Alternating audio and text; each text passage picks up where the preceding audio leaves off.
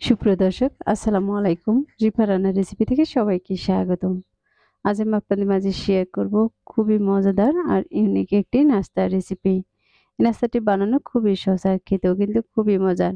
আপনারা চাইলে সকালে কিংবা রাতের ডিনার হিসেবেও কিন্তু খেতে পারেন। আশা করছি আমার আজকের এই রেসিপিটি আপনাদের কাছে খুবই ভালো লাগবে। আর রেসিপি ভালো লাগলে ভিডিওতে অবশ্যই একটি লাইক দিয়ে শেয়ার করার অনুরোধ রইল। আর আমার চ্যানেলটি এখনো সাবস্ক্রাইব করে না থাকলে চ্যানেলটি সাবস্ক্রাইব করে আমাকে সাপোর্ট করবেন। তাহলে আর কথা না বাড়িয়ে চলুন মূল রেসিপিটি একবার দেখে নেই। আমি মিক্সিং বল নিয়েছি আর এর মাঝে দিয়ে দিচ্ছি আমি 1 কাপ পরিমাণ আটা। আজকের এই নাস্তাটি আমি 1 কাপ আটা দিয়ে বানাবো। তার জন্য দিয়ে দিচ্ছি হাফ চা চামচ লবণ আর হাফ চা চামচ আস্ত জিরা। দিয়ে দিচ্ছি হাফ চা চামচ ধনিয়া গুঁড়ো আর হাফ চা চামচ লাল মরিচের গুঁড়ো। এবার এই সবগুলো শুকনো উপকরণকে আমি চামচ দিয়ে ভালোভাবে মিশিয়ে নিচ্ছি। শুকনো উপকরণগুলো যদি মেশানো ভালো হয় তাহলে কিন্তু ব্যাটারটা ভালো হবে। এখন এর মাঝে দিয়ে দিচ্ছি আমি পরিমাণ মতো পানি। আমি পানিটা একবারে দিব না, কিছুটা পানি দিয়ে দিয়েছি, দিয়ে এটাকে মাখিয়ে একটু আঠালো করে নেব। এরপর আমি আরো কিছুটা পানি দিয়ে দিচ্ছি। আমি এভাবে একটু একটু করে পানি দিয়ে একটি ব্যাটার তৈরি করে নেব। ব্যাটারটা কিন্তু একদম পাতলা হবে না, আবার কিন্তু খুব বেশি ভারী হবে না বা মোটা হবে না। এ পর্যায়ে দিয়ে দিচ্ছি আমি 2টি পেঁয়াজ, 1টি টমেটো আর কয়েকটি কাঁচামরিচ। দিয়ে কিন্তু আমি আবারও কিছুটা পানি দিয়ে দিচ্ছি। দিয়ে এই মশলার সাথে ভালোভাবে মাখিয়ে নিচ্ছি।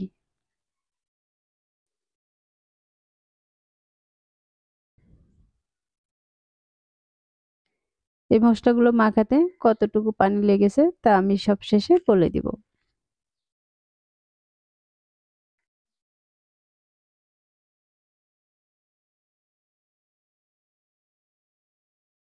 এটা কিন্তু অনেকটাই ঘন রয়েছে।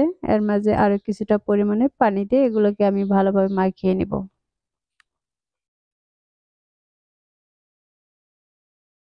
এই মশলাগুলো মাখাতে আমার প্রায় 1 কাপের একটু বেশি পানি লেগেছে। আর দেখতে পাচ্ছেন আমি কতটুকু ঘন আর কতটুকু পাতলা করেছি। এখান থেকে 1 চামচ করে আমি কড়াইতে দিয়ে দিব। তার জন্য ফ্রাই প্যান বসিয়ে দিয়েছি আর এর মাঝে সামান্য পরিমাণে তেল দিয়ে দিচ্ছি।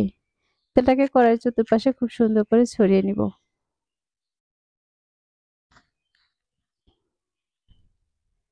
এখন এই তেলের মাঝে আমি দিয়ে দিচ্ছি হাফ চা চামচ সাদা তিল আর এই তিলের উপরে আমি এই ব্যাটারটা দিয়ে দিচ্ছি। তাহলে কিন্তু এগুলো দেখতেও ভালো দেখা যাবে আর খেতেও ভালো লাগবে। এবার চামচ দিয়ে কিছুটা পরিমাণে ছড়িয়ে নিচ্ছি। এটা কিন্তু খুব বেশি ছড়াবো না, একটু মোটা করে বানিয়ে নিব।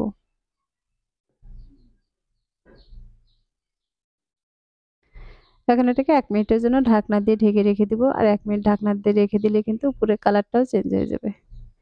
1 মিনিট পর আমি ঢাকনাটাকে সরিয়ে নিচ্ছি আর দেখতে পাচ্ছেন এর উপরের কালারটা কিন্তু চেঞ্জ হয়ে গেছে আর নিচ থেকে কিন্তু একটু কালার চলে এসেছে।